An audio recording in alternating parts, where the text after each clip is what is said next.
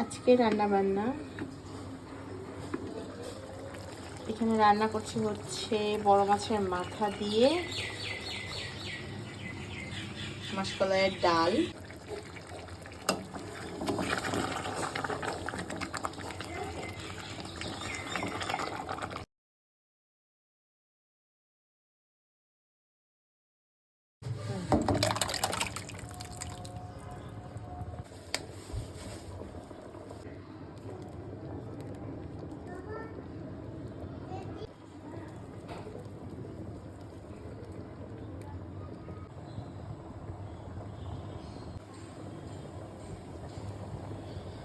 এটা আমার খুব পছন্দের একটা ডাল।